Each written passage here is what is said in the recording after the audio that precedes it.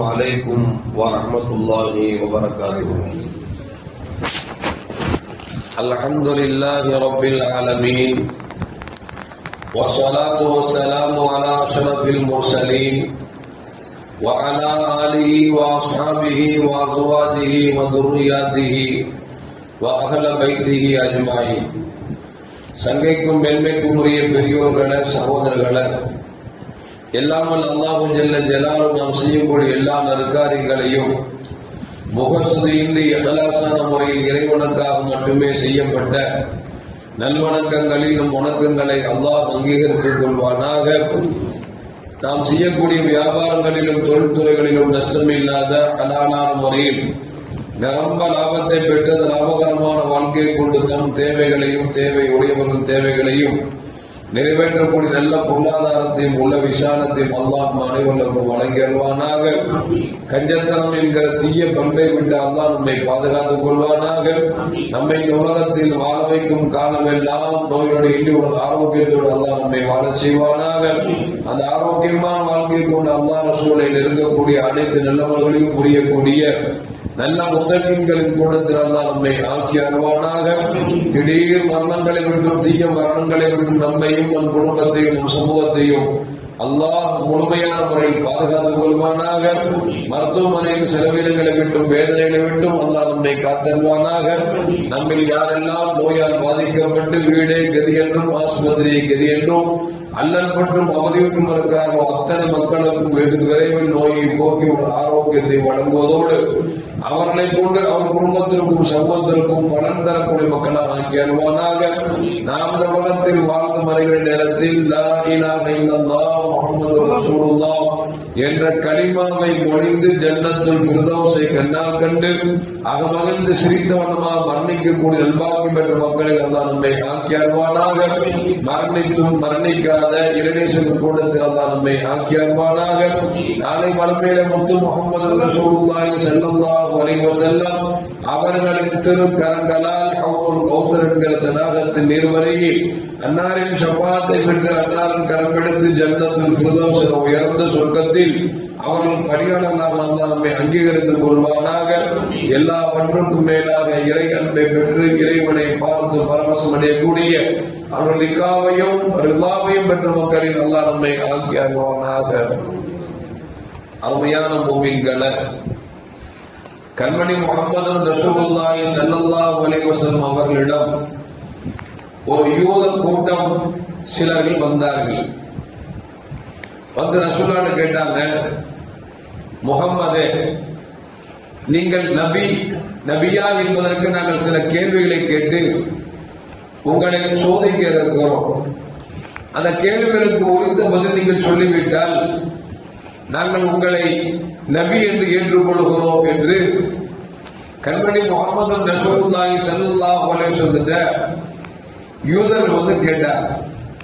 ரசூலுல்லாஹி ஸல்லல்லாஹு அலைஹி சொன்னாங்க, கேள்வி கேளுங்க, தப்பு இல்லை, பதில் சொல்றேன். ஆனா ஒரு நிபந்தனை என்ன அப்படின்னா, நான் சரியா பதில் சொல்லிட்டா நீங்க இஸ்லாத்துக்கு வந்துடணும் அப்படின்னு பெருமானார் ஸல்லல்லாஹு அலைஹி வஸல்லம் சொன்னார்கள். இந்த சல்லாசத்தை பொறுத்த வரைக்கும் அல்லாஹ் சொல்லுவான், ஹரீசும் அலைக்கும் அப்படின்பான், உங்கள் மீது பேராசை உள்ளவர்கள். மூமின்களாக இருந்தால் எல்லோரும் சொர்க்கத்துக்கு போகணும்னு ஆசைப்படுவாங்க.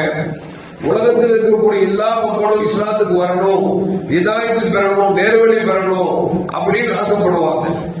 யூதர்கள் கேள்வி கேட்டவங்க சொல்ல நிபந்தனை வைக்கிறாங்க, நீங்க கேளுங்க, நான் பதில் சொல்றேன், அந்த பதில் சரியாக தான் நினைச்சிடும் இஸ்லாத்துக்கு வந்துடணும் அப்படின்னாங்க.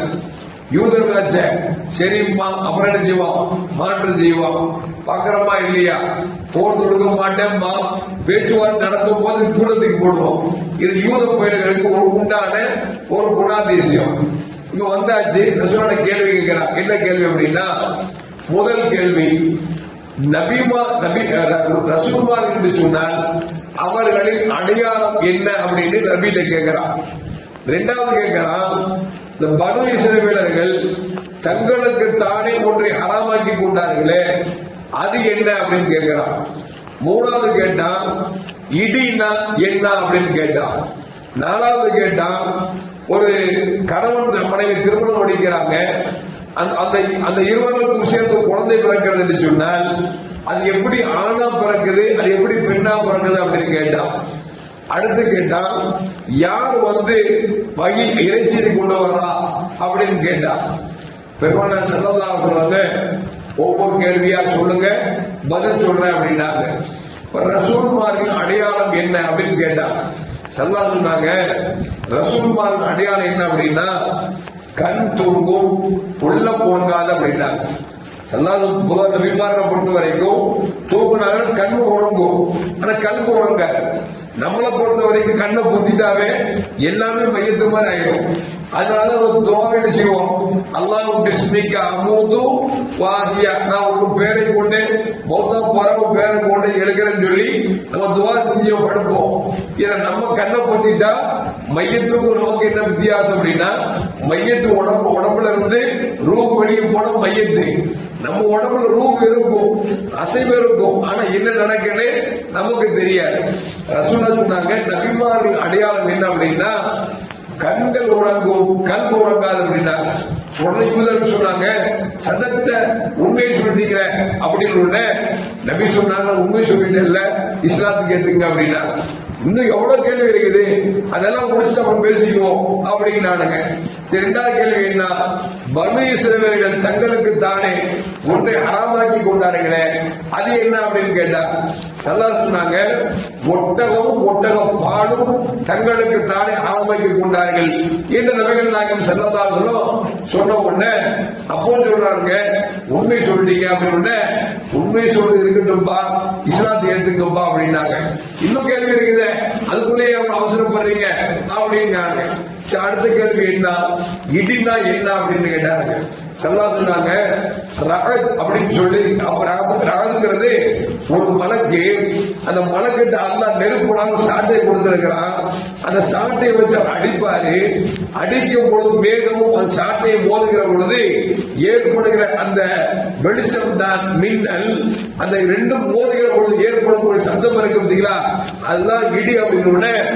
சதத்தை உண்மை சொன்னீங்க அப்படின்னு ரசூல் எப்ப சொல்றாங்க, எப்பா உண்மை சொல்லிட்டுப்பா, நீங்க எடுத்தீங்க இஸ்லாத்துக்கு வாங்க அப்படின்னாங்க. இன்னும் அடுத்த கேள்வி இருக்குது, என்ன அப்படின்னா ஆணும் பெண்ணும் சேர்க்கை சேர்றாங்க. சில பேருக்கு பார்த்தா பெண் குழந்தை பிறக்குது, சில பேருக்கு ஆண் குழந்தை பிறக்குது, இது எப்படி அப்படின்னு கேட்டாங்க. இது எப்ப கேட்க வேண்டியது, விஞ்ஞானம் வளர்ந்து இன்னைக்கு கண்டுபிடிக்க முடியல. 1500 ஆண்டுகளுக்கு முன்னால இந்த கேள்வி கேட்டோம், ரசூலா படிச்சுட்டு சொன்னாங்க, ஆணின் மணித்துளி பெண்ணின் கர்ப்பப்பைக்குள் முந்திவிட்டால் ஆணை போன்று குழந்தை பிறக்கும். பெண்ணினுடைய மணித்துளி தன்னுடைய கற்பைக்குள் முந்திவிட்டால் பெண்ணை போன்று பிறக்க முடியும். உண்மை சொல்லிட்டீங்க அப்படின்னாங்க. நபி அப்போ சொன்னாங்க, இப்ப மாறு வாங்கலடா இஸ்லாத்துக்கு அப்படின்னாங்க. அவளுக்கு அடுத்த ஒரு கேள்வி இருக்கு அப்படின்னா, என்ன கேள்வி, அல்லாஹ் இறைவன் இருந்து வகை கொண்டு வரது யார் அப்படின்னு கேட்டா ஸல்லல்லாஹு சொன்னாங்க, ஜிப்ரீல் அலைஹிஸ்ஸலாம் கொண்டு வராங்க அப்படின்னா. ஜிப்ரீல் கொண்டு வராரா அப்படின்னு பயங்காட்டான். ஆமாடா ஜிப்ரீல் தான் கொண்டு வராரு, இது என்ன மாற்றம், நாங்க ஏத்துக்க மாட்டோம்ல. ஏன்னா ஜிப்ரீல் போர்க்களத்துல உதவி செய்வாரு, மக்கள் அழிப்பாரு, அதனால அவரை நாங்க ஒத்துக்க மாட்டோம். நீ காயின்னு சொல்லி வச்சுக்கல, நாங்க ஏத்துப்போம் அப்படின்னா. எதுக்கு உண்மை அதுதானே சொல்ல முடியும். ஸல்லல்லாஹு சொன்ன ஜிப்ரீல் தான் வர்றாங்கன்னு சொல்றாங்க. அவனுக்கு இஷ்டப்பட்டது என்ன அப்படின்னா ஜிப்ரீல் மேல கோபம். ஏன்னா அவங்க சமூகம் அழிக்கப்பட்டது காரணம் ஜிப்ரீல் தண்டனை இறங்கிருக்காங்க. அதை வச்சுக்கிட்டு ஜிப்ரீல் சொன்ன ஒத்துக்க மாட்டாங்க, நீக்கால் சொன்னாலும் ஒத்துக்குவோம் அப்படின்னு சொல்றாங்க. அல்லாஹ் ஜல்லல்லாஹு குர்ஆன் வசனம் இறக்கிட்டான், யார் ஜிப்ரீலை பகைத்துக் கொண்டார்களோ அவர்கள் மோசமானவர்கள் படிக்கிறத அல்லாஹ் வசனம் இறக்கிட்டான். எதுக்கு சொல்ல வர அப்படின்னா, யூதர் இருக்கும் பாத்தீங்களா, கேள்வி கேட்டு ஏதோ மடக்கலாம் வருவான், மடங்களை வச்சுக்கல ஏதாவது எடக்கு முடக்கு செய்வான். இப்படித்தான் ஒரு குருட்ட போய் சிசிய வண்டை தூக்கிட்டு போனான். சார், இந்த கையில இருக்க வண்டு உயிரோடு இருக்கா செத்து போச்சா அப்படின்னு கேட்டான். ஏன்னா உயிரோடு இருக்கு அப்படின்னா நசுக்கிட்டு செத்து போச்சு பாருங்க, நீங்க நல்ல மனுஷன் இல்ல அப்படின்னு சொல்லி இருக்கிறோம். இல்ல செத்து போச்சு அப்படின்னா அமுக்கா விட்டுட்டோம்னா உயிரோடு இருக்கு பாருங்க அப்படின்னு சொல்றதுக்காக அவன் போய் இந்த நிலப்புல போய் கேட்டான், குருவே நீங்க இந்த உள்ள இருக்கக்கூடிய பூச்சி உயிரோடு இருக்கு அப்படின்னு சொன்னா அது உண்மையில உயிரோடு இருந்தா உங்களை குருவா ஏத்துக்கிறேன், இது செத்து போச்சுன்னு சொன்னா செத்து போனா நாங்க ஒரு குருவா எடுத்துக்கிறோம்னு குரு பார்த்தாரு. உயிரோடு இருக்குன்னா நசிக்கிடுவான், செத்து போச்சுன்னா உயிரோடு விட்டுருவான். என்ன செய்யறது சொன்னாரு, அது உன் கையில் இருக்குமா அப்படின்னாரு. அவன் சொல்ல என் கையில் தாங்க இருக்குது, உயிரோடு இருக்கா செத்து போச்சா அப்படின்னா. நானும் சொல்லணும்ப்பா அது உன் கையில் இருக்கு.